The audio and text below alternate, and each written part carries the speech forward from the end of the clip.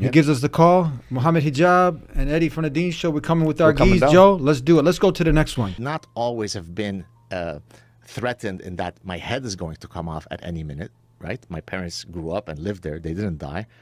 But once the Civil War broke out, then it became lethally dangerous to be Jewish. I mean, we were going to be executed. We left. So you never know when we're going to go from tolerating you to off with the heads.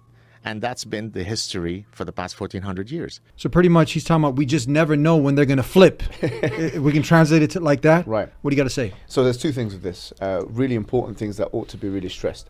One is that now he's making it as if Muslims are intrinsically violent and that you don't know when they are going to actually become violent. The question is, why would that be your assumption of only Muslims? There are segments of Muslims, we're not denying that there are some Muslims that are prone to violence, that have been violent, that continue to be violent. But is that an exclusively Muslim problem? That's point one. Number two is, whereas once again, your claim is noticeable by its lack of evidence. So in other words, in order to make this claim, where is your evidence from the Quran and Sunnah? Because once again, you're conflating Islam and Muslims. Islam as a religion, there is enough in the religion to make it patently clear to anyone who has a sincere mind and a pure heart and who's receptive to listening to these arguments, that Islam is categorically against the killing of innocent, or let's not even use the word innocent, non-combatant people. Because the word innocent could be said, okay, well, it's subjective. What does the word innocent mean? We are saying non-combatants. And what is the evidence of this? A hadith that is narrated by the Prophet Muhammad, where it says, "Man qatala mu'ahidan lam yarih ra'ihat al-jannah."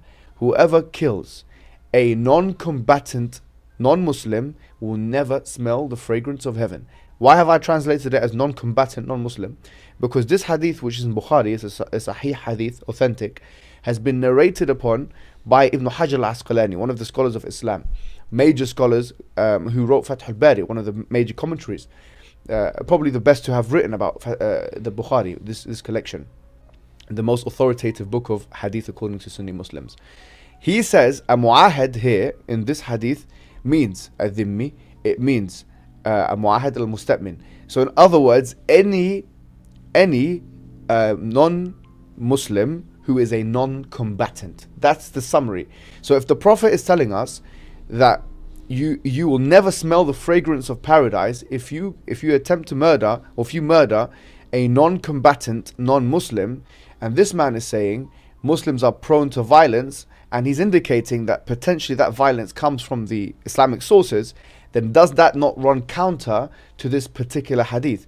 Not regarding, of course, the Quran, what it says in chapter 60, verse 8. Where Allah subhanahu wa ta'ala says, لا ينهاكم الله عن الذين لم يقاتلوكم في الدين ولم يخرجوكم من دياركم أن تبروهم وتقسطوا إليهم إن الله يحب المقسطين. That Allah does not forbid you of being nice and kind to those non-believers who do not take you out of your homes or try and kill you. And that certainly Allah loves those who are just.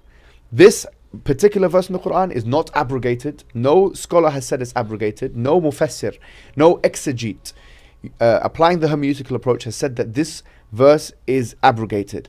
Therefore, with this verse and this hadith, and of course the many other verses in the Quran like 532, chapter 5 verse 32 and other verses, it's categorically clear that the Islamic position is that it is not allowed for a Muslim to endanger or kill or murder a non-Muslim who is a non-combatant.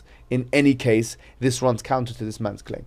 Now, any other verses that are mentioned in the verbatim word of God, the Quran, where we have intact, tamper-free, tamper-proof, Yes. as we had it revealed over 1,400 years ago, we have it. There's no other book like it. Yeah. There are references in there, and there's verses that people will take a lot of times out of context. So how do you now, for the skeptic, maybe Joe or one of his followers, they say, well, what about...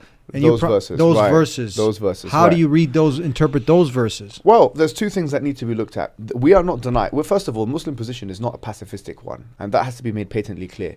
That Islam is not a religion of pacifism. In other words, we do believe that there is a scope, an international scope from an international perspective, an international relations perspective, for defensive, and sometimes historically there have been preemptive excursions, and that's happened. There's been campaigns.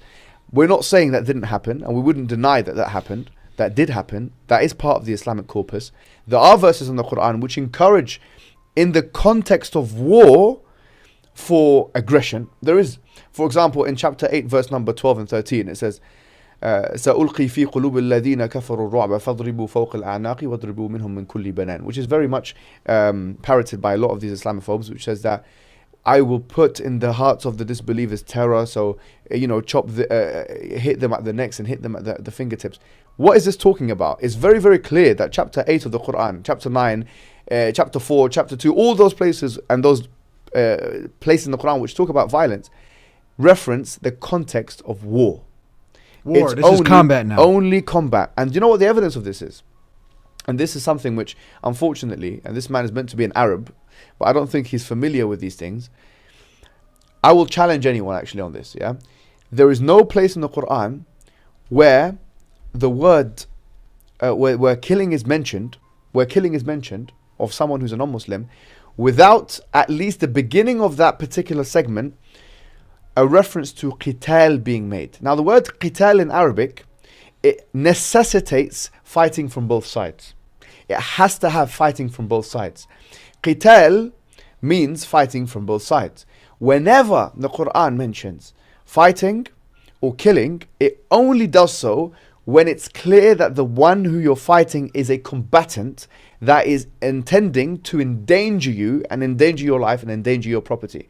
Not in the context where that person is a non-combatant. That is clear in the linguistic, what you would call the meter. This is called the meter, the Arabic meter of this particular word. Qital, it cannot mean one person murdering another person who is a non-combatant. It necessitates in the Arabic language that there is fighting from both sides. So everywhere in the Quran which talks about fighting only does so in the context of war.